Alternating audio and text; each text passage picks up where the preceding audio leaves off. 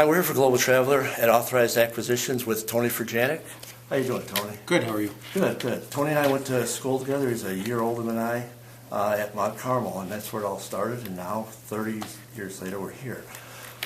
So, Tony, I wanted to ask you a little bit about how playing football or attending prestigious places like Mount Carmel, Notre Dame, and then you played in the NFL, how that helped you at each of the next levels in either opening doors, maybe disadvantages? I think my experience at Mount Carmel was great because they emphasize academics so strongly. Mr. Townsend, who you remember, said when I was a sophomore, he came and saw my grades and he said, "You have a 2.0. He says, you need to get a 2.7 or better to get into any of the better schools." So I took it to heart and worked harder in the classroom. I was never a stellar student, but I, applied myself and was able to get my, GPA up over 3.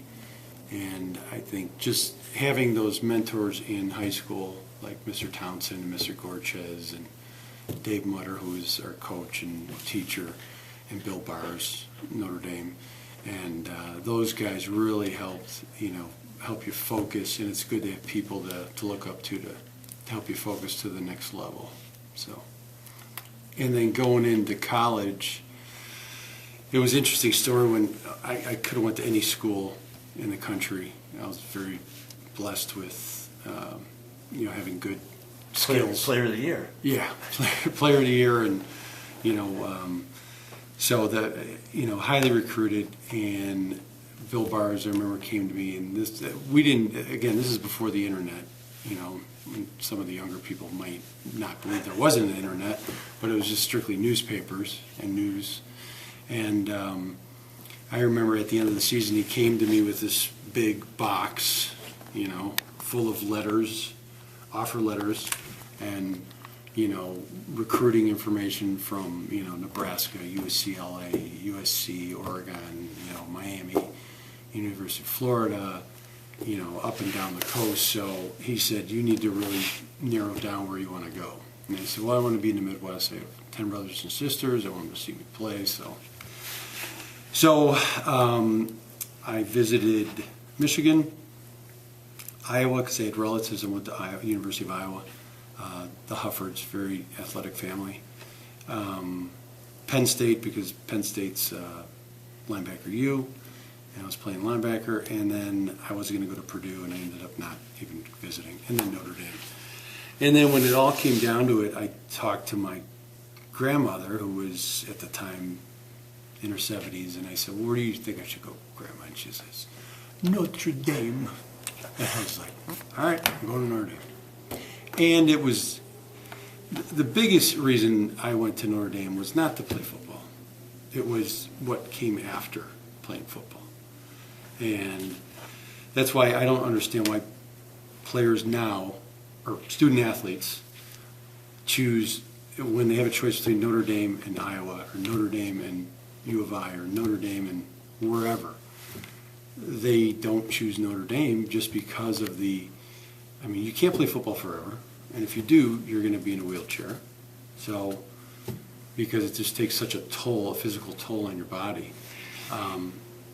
And I saw, really 5 years after I was out of Notre Dame, how valuable it was, and people knew that I went to Notre Dame because I was fortunate to play football and was a co-captain and stuff. So it just really helped open up a lot of doors with post-football. Post-NFL, so.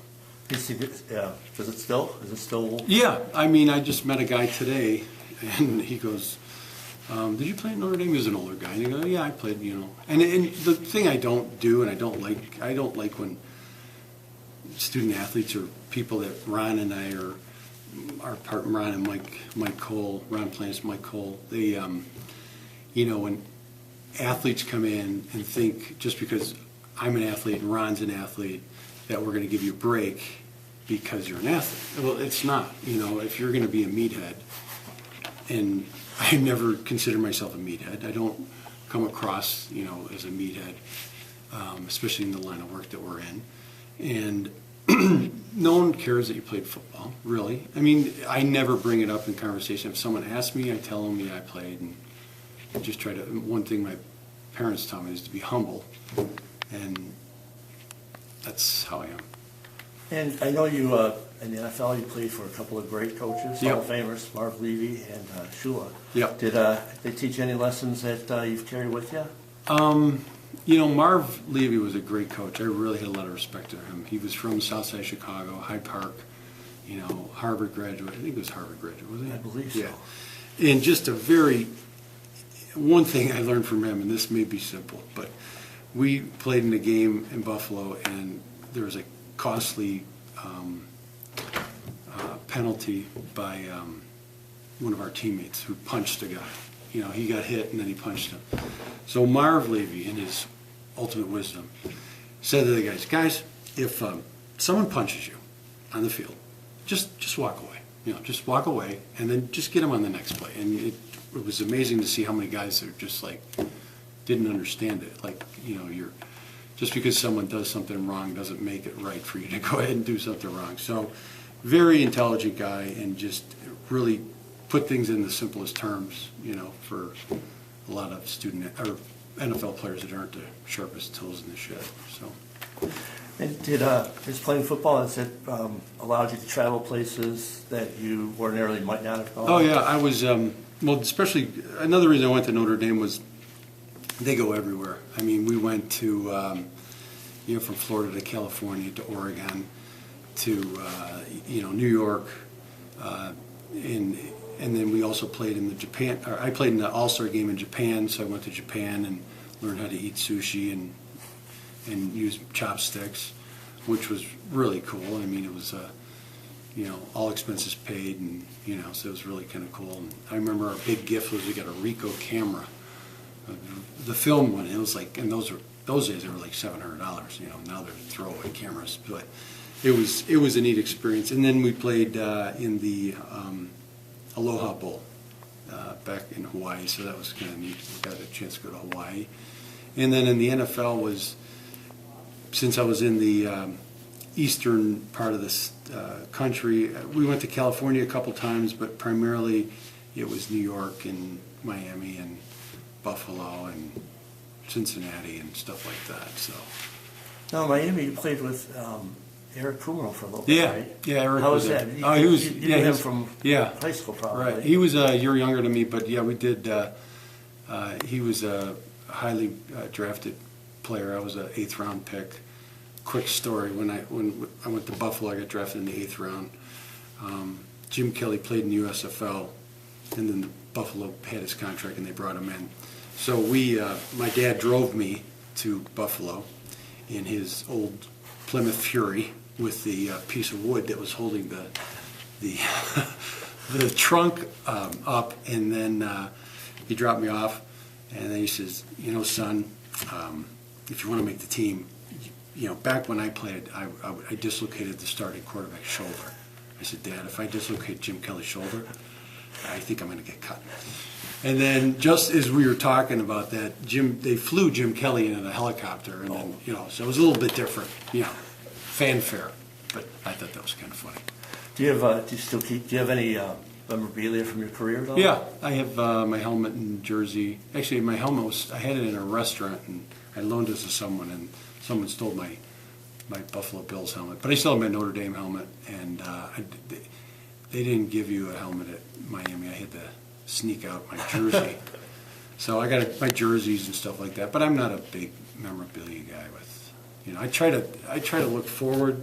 I mean, it's nice to think about the past, but I try to really look forward, because there's really nothing you can do about the past. It's, you know, like water down the sink. You know, you're not going to get it back.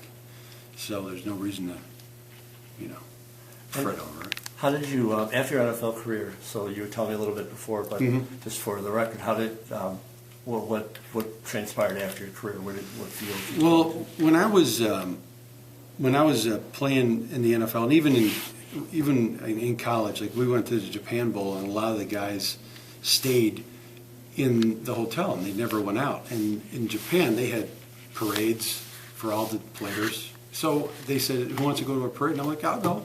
And then you signed autographs, and it was funny in Japan. I don't know if you've ever been there, but the subways are they're like 5'10", so like you had to like bend down to get into the subways. I mean, and I'm like one of the smaller guys that went on the trip. I went with Tim Scannell, my old college roommate, and Alan Pinkett. Oh, So yeah.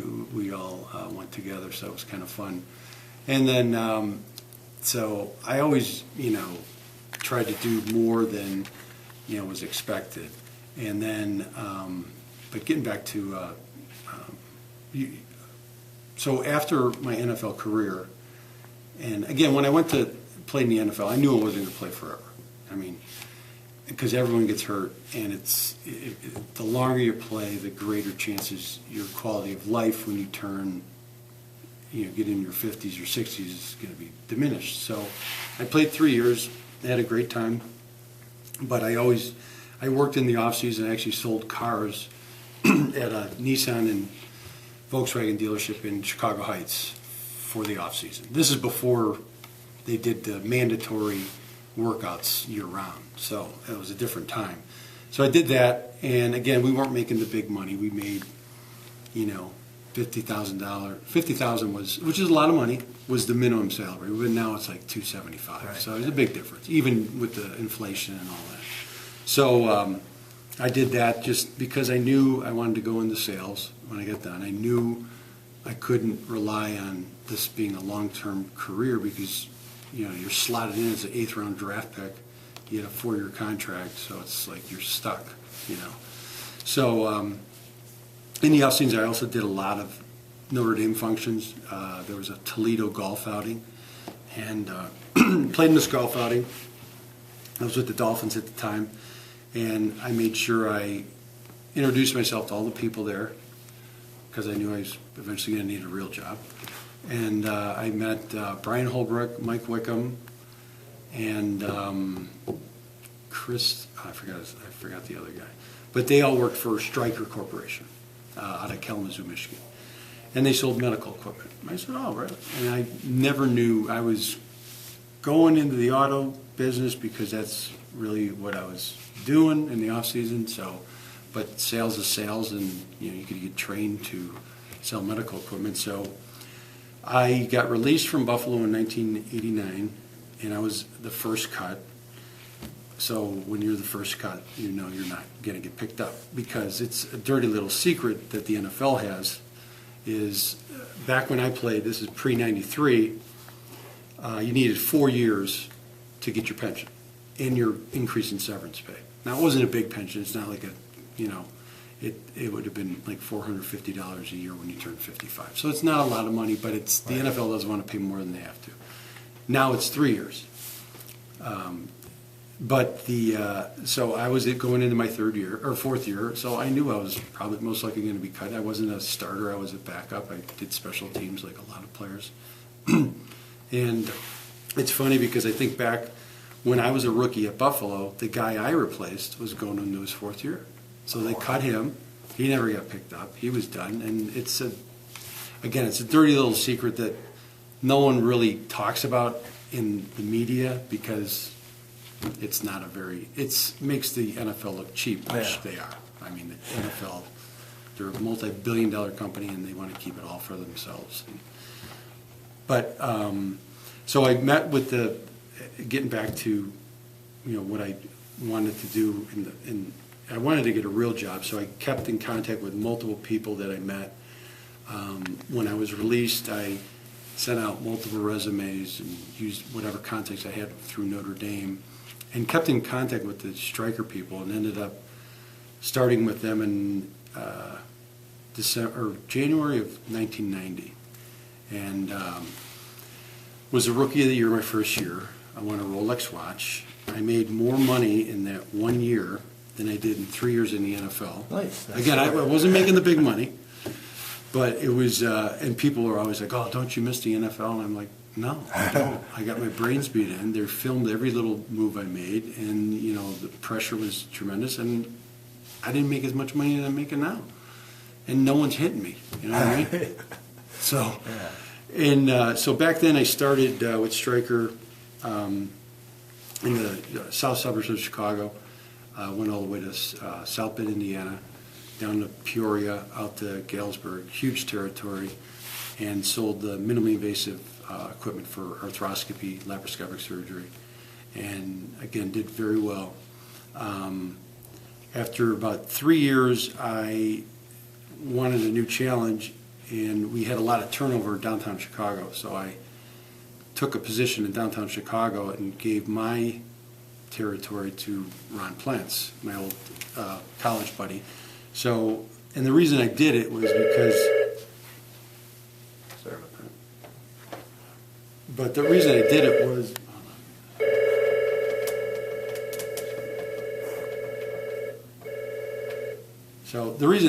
was, in order for Stryker or any medical company to really get better and to get more exposure, they have to get into the teaching hospitals. Well, there's 7 major teaching hospitals in Chicago, and we had no presence there at all.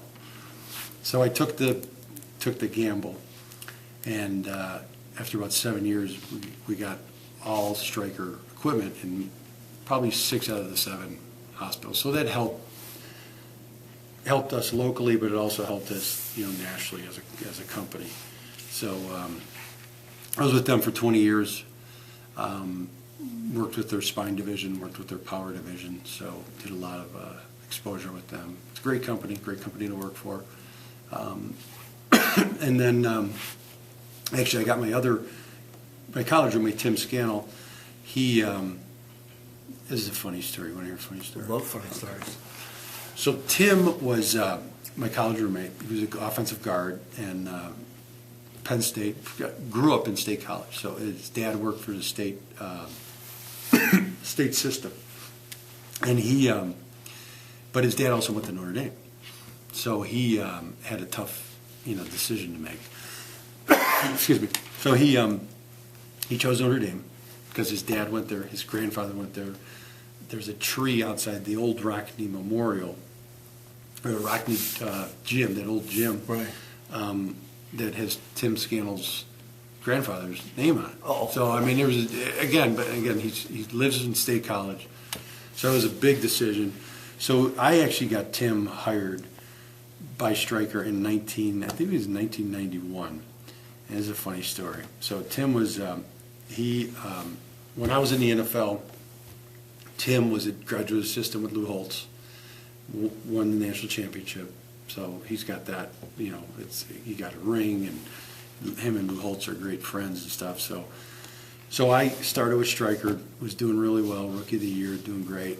We met in a Notre Dame game. I had a bunch of Stryker people from Kalamazoo down, and because it's a quick ride, and there's a bunch of Notre Dame fans from Stryker. So Tim was there, and he's Secret Service, showing his badge off and stuff like that. And so I go, Tim, what do you make as a Secret Service agent? And he goes, about $25,000, and in about 5 years I'll probably be up to like 50. I go, 25,000. I go, and I had just had the biggest month in Stryker, in the history of Stryker. This is back in 1991. So I made more than that in 1 month. Wow. So when I said that, I go, Tim, I made that 1 month. And his jaw dropped. And he goes, well, who do I need to talk to? I go, well, the marketing director's over there, the vice president's over there, and then the local guy is right over there. So about 3 months later, Tim joined Stryker, and now he is in line to possibly be the next CEO of Stryker. Wow. Kind of a neat story. Absolutely. So here you are at Authorized Acquisition, yep. And before we wrap up, is there anything you want to say about that? You want to promote the website? Yeah, I mean, it's what we do is we buy and sell used assets from hospitals. So it could be anything from a C-arm to an arthroscopy scope system. Really, we can find anything out there. We're the largest, nationally we're the largest reseller of equipment and purveyor of equipment. So combined with Mike Cole, Ron Plants, and Scott, we have over I want to say about 7 years of experience in the medical industry. So the website is www.authorizedacquisitions.com. And so I've just been here about a week and a half. It's been fun. It's good to work with Ron again. You know, we have a lot of fun and but work hard and hopefully do really well. Excellent. Excellent to see you again, Tony. Thank you Yeah. very much for your time. No problem. Thanks.